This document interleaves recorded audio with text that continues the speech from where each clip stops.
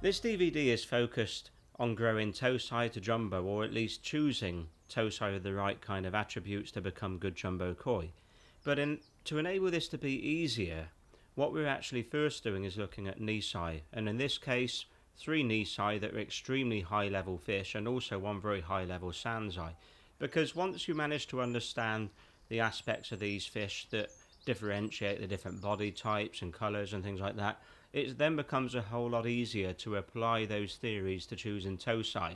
And hopefully, if we look at these fish first, you will then be able to identify the subtle differences in tosai a lot easier, having borne in mind this part of the video.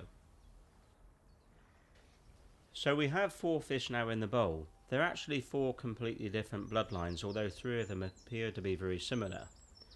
And as you can see looking at this first fish, the body type on this, although it appears to be very powerful and strong, the length of the body in relation to the head is slightly short and slightly stocky.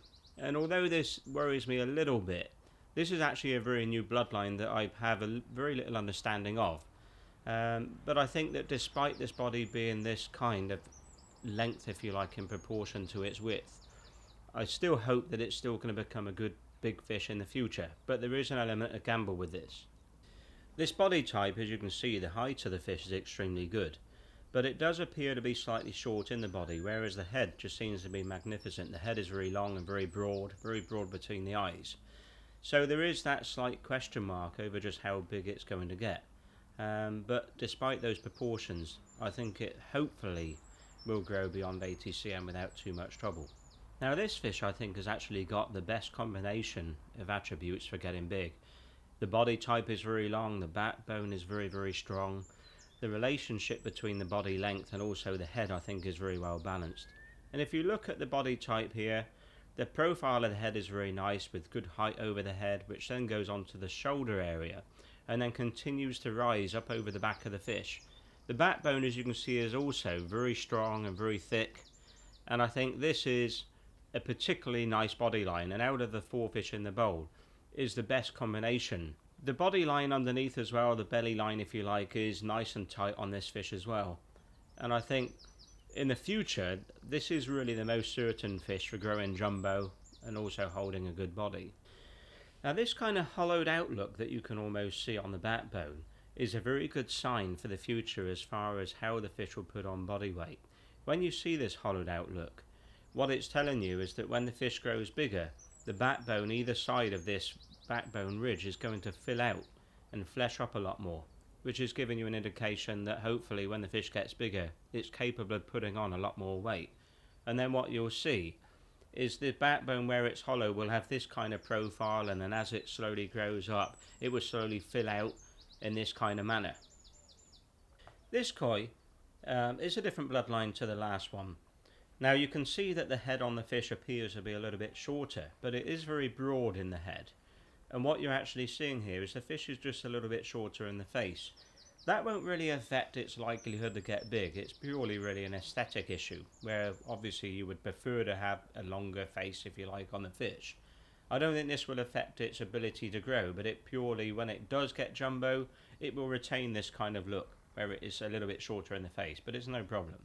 But the body type on this fish is still particularly good. You've got that same very thick, strong backbone, and you've got good height to the fish, and also a very long, good, strong body for growing big in the future. Now, if we look at the sansai, you'll see that the body type doesn't really have the same sense of power as the nisai, and also the backbone's not really so strong and doesn't have the same kind of height. This is actually a very different bloodline altogether that does have some Sankey roots going back a few generations ago. So it's kind of more of a Sankey body type. Having said that, it is just slightly more delicate and a little bit more feminine, and the way that it pulls into its tail tube is a little bit weaker. The fish is extremely high quality and should grow reasonably big nonetheless, but it's not really such an ideal for looking for a younger fish with the kind of body to get jumbo. Mike, can I just jump in? You mentioned the backbone and why it wasn't as good as some of the others. Is there an ideal point where you'd hope the backbone would continue to climb to? If it flattens out too early, does that affect the fish? How far through the fish should the backbone continue to climb? I would like to see the highest part of the backbone to be around about this area, and then continue that kind of height through the sort of mid-dorsal area before it starts going down. If the fish is too high in its backbone too early on, you tend to find that the fish will almost take on a slightly chesty look or too thick in the shoulders, and I prefer that body line to actually be thicker a little bit further back. If we look at this fish on the other hand, you can see that the height is here around the front of the dorsal area, and it's retaining a good height all the way really through the dorsal. So this kind of body has got a very good back line on it for carrying the right weight distribution. This koi also has a good body profile and good height to it, although not so much height as the other. And this particular fish I think has got the best height and backbone combination of the lot. The height of the fish is ideal, and it maintains that height all the way through, and maintains a very good body line underneath all the way through. And these combination of aspects of this fish are a very good combination for something that's very predictable to get big and jumbo and carry good body weight. Now if we turn to colour, colour is very important, because if you have colour that is too finished and too progressed too early in life, then that colour just simply won't last very long.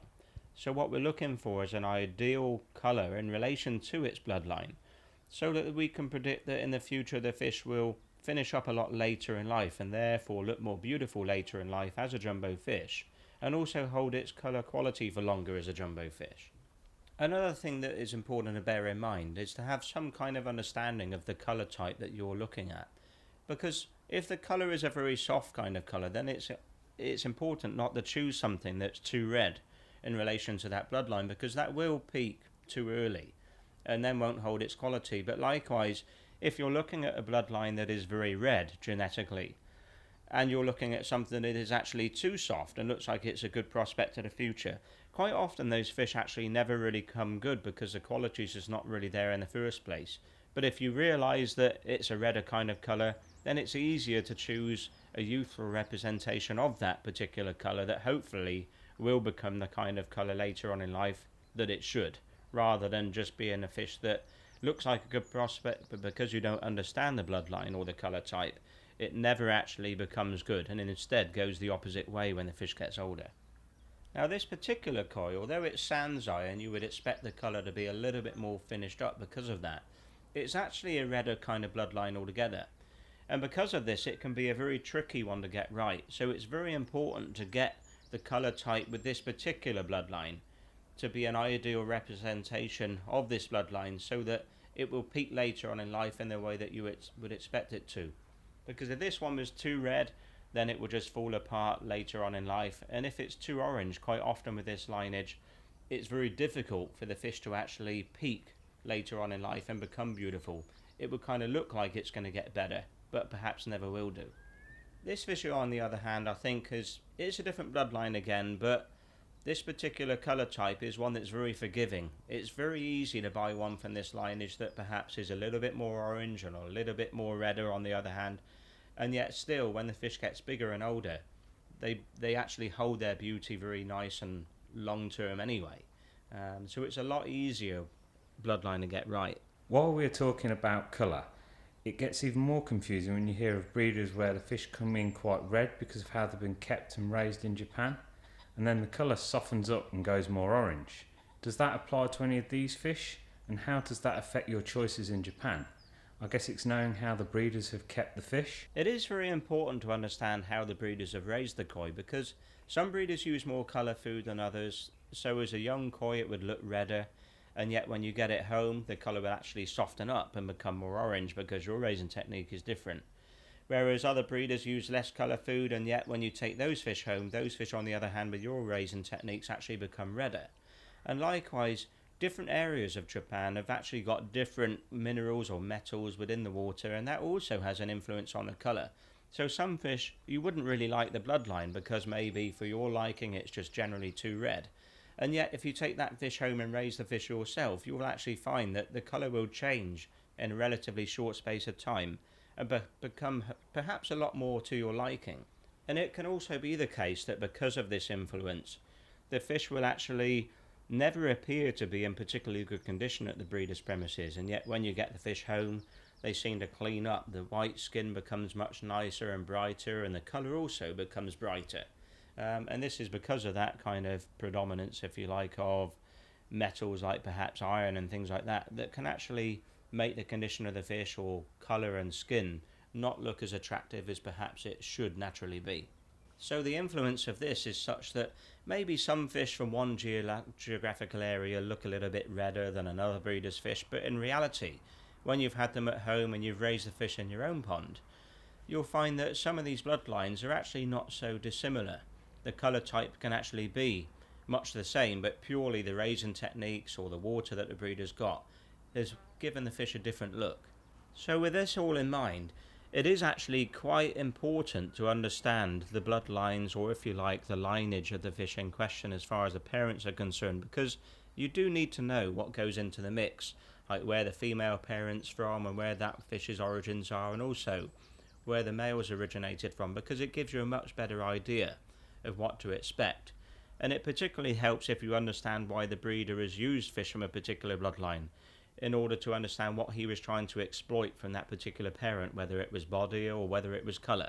It certainly helps you make a better informed choice. So more than it being bloodlines, it's more of a family tree? Yes, it is actually kind of like a family tree, if you like. You are looking for certain traits that are coming from certain parents, and this is what you really need to think about and try and exploit. And I think it's fair to say that in many cases, if you look at the breeder's parent fish when perhaps they were in their prime, when the breeder first bought them, it's quite easy to actually identify what it was that the breeder was looking for in that parent fish. And it's also quite easy to actually then look to the offspring and see a similar kind of body type or a similar kind of colour type or kiwa, that kind of thing. It's very easy to see traits actually that are being carried down to the offspring. Obviously when the parent fish get older, they start to fall apart a little bit, so it then can be a little bit harder to identify. But if you ask a breeder to show you perhaps pictures of their fish when they first bought them, it gives you a much better indication in this regard. I actually had a guy going back a few years ago, a guy from China, that said to me that he was actually studying history, and he said, how can you understand where you're going if you don't know where you've been? And I think you can apply this very much to koi. You need to understand some kind of history behind the fish in order to actually get some good idea, if you like, about where the fish is going. Now if we look at kiwa, kiwa is something I think that people very often overlook in the UK. They place very little importance on it. But kiwa I think is extremely important if you're trying to buy a fish that grows up to become really good as a jumbo fish. And for me personally, I like obviously Marizomi kiwa, much as everybody does, but I also like to see a combination of Marizomi and straight cut kiwa, with a bias in favour obviously of Marizomi. But if some of the scales within the pattern are cut straight across the scale, I think this is actually a good thing, because it does give you some indication that the fish is genetically going to be much tougher in the colour department. And also some of this straight cut kiwa, when the fish gets older, will actually change a little bit as well. This particular fish you can see has got quite a lot of straight cut kiwa or Kamasori kiwa. And if you look towards the back end of the fish and certainly lower down on the pattern on this one, you can see that it's predominantly Marizomi further down. But what you can also see is this kind of soft and incomplete look to the kiwa, which hopefully as the fish gets bigger will slowly change and very slowly fill and creep in and become really, really nice and sharp later on in life. The reason I say this is that with this kind of kiwa, it will quite often change, because sometimes what you'll see in a young fish is that the kiwa, although it's Kamasori, you'll see it's a little bit incomplete on one or two scales, and that will change very, very easily if the colour type is ideal. That kiwa will slowly creep as the fish gets older and slowly fill in until perhaps it fills an entire scale. And I think this kind of colour is very, very good. It's much better than perhaps having Marizomi kiwa that's Marizomi on every single scale and appears to be very perfect on a young fish, because that kind of colour when the fish grows up will actually tend to deteriorate and maybe even break up on certain scales of kiwa. A lot of breeders actually, when they're choosing parent koi, will actually favour fish that have predominantly Marizomi kiwa but also some Kamasori kiwa. And the reason that they favour this is because they feel that fish with this kind of kiwa will produce offspring that hopefully will be longer lasting. So for me personally, when I'm choosing fish, I always like to see some kiwa that perhaps is Kamasori on one or two scales as well, because they certainly do seem to last much longer. One thing that gives you evidence of this happening is where you can see this colour where it appears to be slightly creeping backwards into the Fukin. And where this happens, it tends to appear later on to be very, very sharp and very, very attractive because it softens up the look, generally speaking, of Marizomi Kiwa. Makes it look more kind of dignified, if you like, as it cuts across a pattern. Just for those watching the DVD who might not know, Fukin is the skin surrounding the scales? That's right, Greg. The Fukin is the skin that grows out from between the scales and kind of laps back onto the root of the scale behind, and gives you that kind of thick webbed look between the scales. In this instance, you can see the Fukin within the colour quite clearly, because in this case it's actually the slightly paler line of colour that you can see at the base of each scale. This is actually the Fukin. Now if we look at sashi, sashi style is very, very important and tells us an awful lot about how the koi will grow up and how refined the koi will become later on. It's very important to have sashi because if there's no sashi on the fish, what that's telling you is that the colour only really exists in the surface of the scale, where the scale is really exposed to light and oxygen. And likewise, if you've got too much sashi to the fish, it can quite often result in the fish maybe getting secondary he later in life, or perhaps when the fish gets jumbo, the sashi is actually just too deep and too uneven for it to become beautiful. So it just keeps a look of unrefinement, if you like, and too messy when the fish gets big. I think this koi really has what I regard as being perfect sashi. You can see if you look here that it's got what appears to be one scale deeper sashi, but if you look very closely, you can't really define just where that sashi stops. So although it's one scale deep, that front edge of that one scale depth of sashi almost blurs away or fades away to nothing, so it's very, very hard to say, okay, it stops here. This kind of sashi is very, very easy for the fish to grow up and become really refined and really, really tight and beautiful later on. And it's also very important with sashi like this that it's very, very even from one scale to the next. What you don't want is sashi that's nice and soft and blends away to nothing on one scale, and the next scale is very prominent and very deep sashi, because that kind of sashi is very, very difficult to become refined later on. And if we look at the sansai, you can see that this one, although the sashi is still reasonably good, it's a little bit unrefined compared to the nisai. It's a little bit slightly uneven from one scale to the other, and around the tail tube also, you can see that it's slightly uneven. It's still really no problem, but the nisai really, the sashi is a little bit more ideal. So the big key is how even it is. Yeah, how even it is, and also where the sashi appears to disappear or into the white ground. This is important, but those two characteristics. What you'll find is as the fish grows up, the scales become thicker and the surface skin on top of the scales also become thicker. And this is what makes the sashi recede, because that soft edge of the sashi, if you like, where the red is intersecting underneath the white scale, is slowly pulling back because that scale is getting thicker and stopping the translucence, if you like, of the scale from allowing that red to shine through the white scale in front. So as the fish gets older, that sashi will actually slowly tighten up and pull back and back and back because of the stopping the colour from shining through the white skin in front. That's a good comment, I think. A lot of people think sashi recedes, but it's actually the white skin thickening. That's right. What really happens is as the fish gets older, the scales become thicker and the white skin obviously on top of the scale becomes thicker. So it is literally hiding the colour as the fish gets older. It's hiding the colour and stopping it from showing through. And you'll find that nowadays, most Kohaku have got a lot of sensuke blood in them. So you'll find that when they get big, the scales on those fish on that bloodline get so thick that they'll almost create a situation whereby you can't really see any sashi at all. What you end up with is almost like an almost sharp edge to the front of the pattern, because the white scales are just so thick that the colour won't shine through at all as a jumbo fish. So nice thick skin is good for the future of the fish? Exactly. Thin skin tends to look very translucent and transparent and never really develops any kind of shine or thickness to it, whereas thick skin will quite often look a little bit creamy looking when it's young, and then when the fish grows up, that skin becomes very, very thick and very, very shiny and bright. And in this regard, this fish really is the best prospect in the bowl. The skin on this fish is particularly thick and shiny, and when this fish grows up, it should be a fantastic prospect in that department. And more often than not, when you look at a fish whereby the skin quality is not so good, you'll also see that the colour quality also appears to be not so good. So if the skin on a fish is a little bit translucent, you'll also see that same kind of look to the colour, where the colour also lacks shine and solidity, so it looks a little bit translucent as well. So if you're a little bit unsure about skin quality on a fish and how thick and shiny the skin is, you can often look to the colour and see just how thick and solid and glossy the colour is, and that will give you a better indication of what the skin's like if maybe the skin is in not so good condition. I always liken colour to what I do, and that's paintwork, and always try to think of it as the fish matures and grows up, it will kind of develop layers of paint and get glossier and thicker. That's right, really. You're applying, if you like, layers of lacquer on top of each other, which is developing more shine and more thickness to the colour.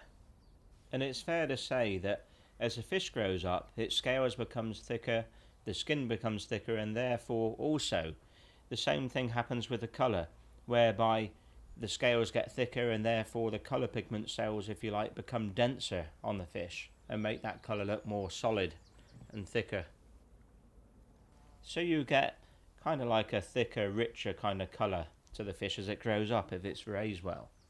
You can see here that the colour on the root of the scale is actually darker to the colour in the fukurin, but when the fish gets bigger and older, what you'll find is the colour within the fukurin will also become thicker and create a thicker, stronger look across the scales, with the scales being less apparent. The darker area, is that what I've heard called hoshi? Indeed. Although I have to say, hoshi is never a word that I've heard mentioned in Japan. I've only ever heard that amongst English hobbyists. But yeah, when the fish gets bigger and older, what you'll see is that colour will eventually colour up to the same kind of colour as the root of the scale. So that becomes less apparent as the fish gets big. Because the fish is more focusing on its coloration and finish as opposed to out and out growth. Yes, so when the fish gets bigger, what you actually find, if you like, when it slows down in growth, the fish then gets a chance really to catch up in the colour department and find some kind of equilibrium in its development. One thing I often hear people talking about in the UK is sankey eyes, and this is something that's always baffled me, because if you look at these fish, all of these Kohaku have got blue eyes. Or what some people might call sankey eyes, but they're clearly not sankey, and they're clearly not sankey bloodline anywhere in their history, as it were, or certainly not with three of them. One thing that I would regard as being normal really with sankey is if maybe you've got some sumi within the iris of the fish, but as you can imagine, if you saw a Kohaku and you had sumi in the iris, it would be pretty damn off-putting, and certainly not something that I would be able to tolerate if I was buying the koi. But if you can see with all of these fish have got very much of a silver iris, although the ball of the eye does appear to be somewhat blue. But this is perfectly normal. Sorry, I just want to clarify what you said about black in the iris. Do you mean the eye itself? The actual lens will be black? Not the lens, but the actual iris. So if you see the iris on this particular fish, you can see that it's actually silver, whereas sankey sometimes you'll have little flecks of sumi or black within that iris, which can be quite off-putting, well, very off-putting. The silver area is the ring around the outside? Yeah, sankey quite often have flecks of sumi actually in the iris, but we'll cover that one shortly with sankey. So in conclusion with these nisai Kohaku, I think this particular fish is the best overall package in terms of the body type for getting big and how it will carry that body, and also its combination, if you like, of that and colour type and so on. Now as far as colour condition and quality goes right now, I think this particular one is the best. The body's not so strong as the other, but I think it will also grow jumbo very easily. But this one's really got the best colour and skin. And this fish, I think the quality is very, very nice, but I think perhaps it's very slightly chancy as far as its body type is concerned, as far as growing jumbo is. There's an element of gamble there, but hopefully it's still going to get big anyway. You also mentioned earlier when we were talking about easier and harder to keep. What do you mean? Why is a particular colour harder to keep and another easier to keep? What I generally find is that if a fish has a redder kind of colour, that colour can be a little bit tricky to keep it at its peak condition. And also, some of the redder benny types tend to be a little bit more prone to shimmies as well. Another issue I tend to find with redder colour types are that they tend to be a little bit more prone to weakness within the colour, or terry issues. And although this isn't really a terry issue with this fish, if you look here, you can see it looks as though the tip of the scale here is a little bit transparent, where there's actually lack of pigment on the tip of the scale. Now if you imagine that being within the middle of the pattern with that transparent look on the tip of the scale, that's actually what you would regard as being a terry weakness or colour weakness. So it's kind of where the pigment cells actually die off within the scale itself, and cause the scale to become transparent on the tip of the scale. I find some softer colour types are actually generally easier to keep and easier to grow big and keep in good condition. But I think in this regard it also pays to look at jumbo fish from the breeder in question just to see what kind of colour condition they've got, because if the colour condition on their jumbo fish is all fallen apart, then it's quite likely that the fish you're looking at and with a proposal to buy, as it were, will also go the same way and not last so well. So if you look at a breeder's jumbo fish and you see that all of his fish have really nice colour condition, really good terry and lack of shimmies, that kind of thing, then I think it's probably a pretty safe bet that if you buy his offspring, then they will grow up the same way. Does hikui fit into the same thing as well? Hikui is something that people have got different opinions on. Some breeders think that hikui is a genetic issue, so they'll say that they'll never breed from a parent fish that's got hikui, whereas other people also say that hikui is something that's brought on by bad filtration and dirty filters, that kind of thing. So I think realistically, if you just try to buy from a fish whereby, or buy from a breeder whereby the fish don't seem to have any problems with hikui, and then keep your pond in such a way that it's as clean a system as possible, then hopefully you'll not have any issues with hikui later on with those fish. So the problem with the DVD so far really is that the 4 fish in question that we've been talking about are all actually very, very high level fish. So just to make things a little bit easier, what we're going to do now is to put 2 other fish in to the bowl that are a much lower level. And that way, by comparing the 2 lower quality fish, it's a whole lot easier to understand then just how good the good ones are. So we'll now pick up 2 more and put those in. Now a lot of people I think would look at the 2 fish we've just put in and think that on face value these 2 fish aren't really so different, but if we look at the finer qualities of those fish we can see that from a future perspective the level's actually much different. Now this fish in the middle is actually sansai, whereas the others are all nisai, and the key issue really with this one lies within the sashi area of the fish. And what you can see is that on this area the sashi is just a little bit too obvious, and in this area it's almost as though the sashi is so prominent that it's almost like secondary he deep underneath the skin shining up through the white. And as you can see on this area the sashi is actually very prominent, and it is to the point where there is actually colour underneath the skin shining up through the white scales. Oh, I see. It's almost 4 scales, isn't it? And this really is the reason why that when you're buying a younger fish you really need to choose a fish with very even and consistent sashi, because soft colour and sashi that's deep and uneven will quite often end up developing colour underneath the skin in this manner, which is very off-putting and really results in a fish becoming virtually worthless. So because of this, this fish really has got much less value than the other fish. And if we look at this fish, realistically the weaknesses lie predominantly within the colour. And this is also reflected in the look of the kiwa. You can see if you look within this area that the kiwa is marizomi to the point where it's almost a little bit exaggerated, as though the scales are just starting to peel away from the pattern. As you flex the fish you can almost see the white. That's right, Greg, but in this particular case, in this area, it's not really so much of an issue because the pattern is really going horizontally along the fish, and it can't really go any different way across the scales than this. But if you look at that in combination with how the kiwa is running up around this area, where the scales are peeling away, this is a big weakness. So if you look at this fish, you can see that really virtually every scale throughout the pattern of the fish is kind of almost exaggerated marizomi, and therefore it shouldn't really last so long in the future. It might fall apart relatively prematurely.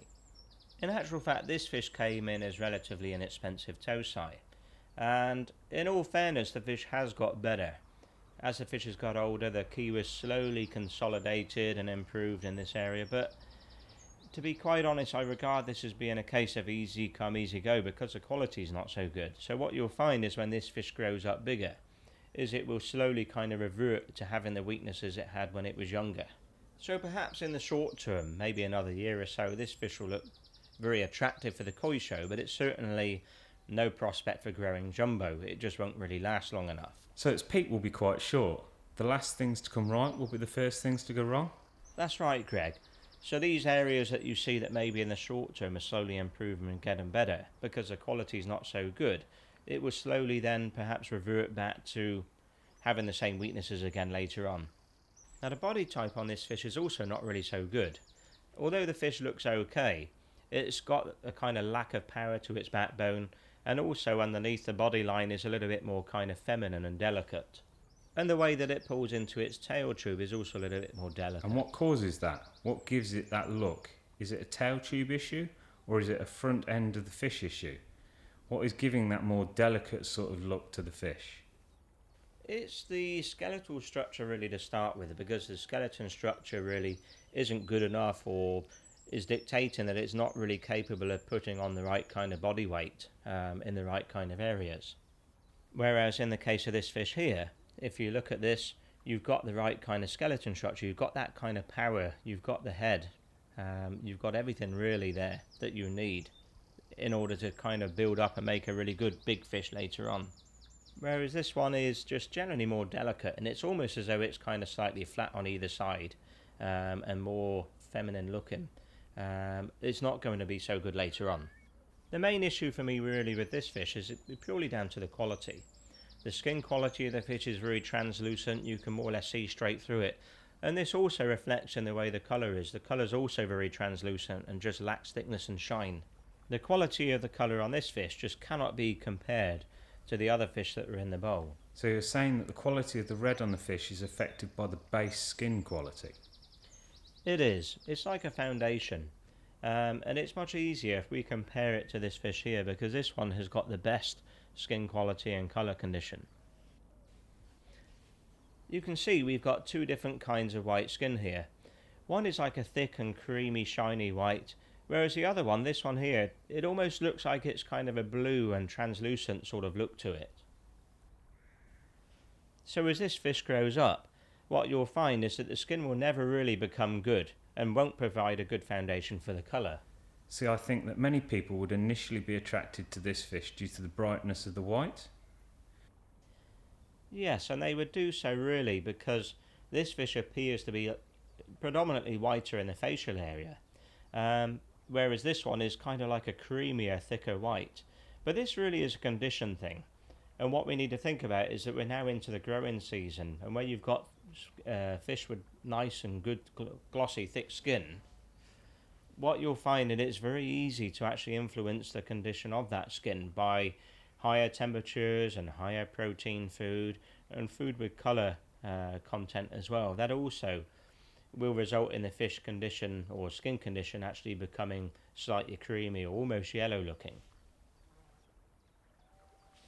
This pond is currently at 23.5 degrees, and consequently that's resulted in this kind of look to the skin on the face. But this is very easy to change, either by lowering the temperature or feeding lower protein food or wheat germ food, that kind of thing. It's very easy to actually brighten the skin back up.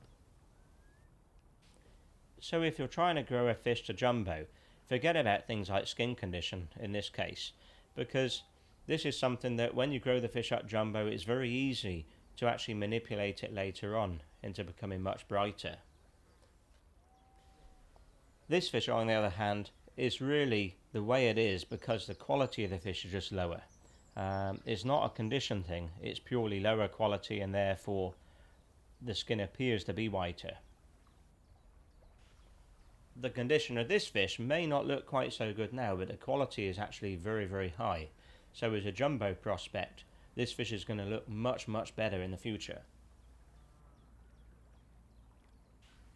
So what you'll find is where you've got two different levels of fish as a young fish, you'll find that one fish will go up in this manner and the other one will slowly go down in this manner. So that difference in quality between the two fish becomes much wider as the fish gets older.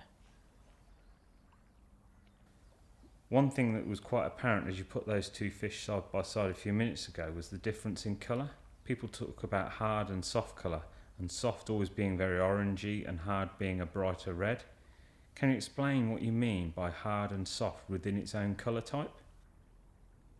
So within a certain bloodline of a Kohaku, you could have perhaps one that is more orange than another one, and yet it can also be thinner and therefore a lot more prone to colour damage and a lot less likely to regenerate colour. These fish will tend to be actually redder, and you'll see that more exaggerated kiwa as well, which kind of reflects that instability within the colour. Whereas the higher quality one or softer one within that same bloodline will usually be, if it's been raised in the same manner this is, it will usually be a softer kind of colour and much thicker and shinier, and the kiwa will usually look more like the higher quality examples that we've seen here. And that kind of colour is very easy to fix up again. I actually think this is useful as well. Having fish of different levels in a bowl, while this is by no means awful, and I feel we've maybe slaughtered it, having it in a bowl next to something that is superior gives you a comparison. It would be very easy to walk into someone and say, wow, look at the white on that. So yes, Greg, it is all relative. You really need to, a koi like this is not a bad koi, but you really need to see a koi like this alongside a much higher level example in order to realise, firstly, how perhaps inferior this fish is, and also likewise how good the good one is. Because if you go into a dealer's place, for example, and you see a whole load of fish of a certain level, it's easy to pick out what you think the best fish is there, and to perhaps to be very impressed with it. Until maybe you get it home and you put it alongside something of a much higher level, and then suddenly it becomes apparent perhaps how inferior those fish were as a whole. But you do need, I think, to be exposed to extremely high level fish in order to actually have some kind of benchmark on all of this, some kind of mark to measure everything against. Special ones seem very few and far between. Yes, indeed they are, Greg. Everybody thinks if you go to Japan, fish of this level are just all over the place. But in reality, if you go to any really good breeder, the very special fish are very few. Fish like this are very hard to come by. So really, to sum up on all of this, what we've looked at now is nisai, and on the whole, the differences between these fish is not really so great. But the important thing really is to now apply that knowledge or that understanding to looking at tosai and selecting tosai, because with tosai, the differences you would see in these fish as tosai would be much less apparent. So hopefully this will make it easier really to understand the next stage of this DVD.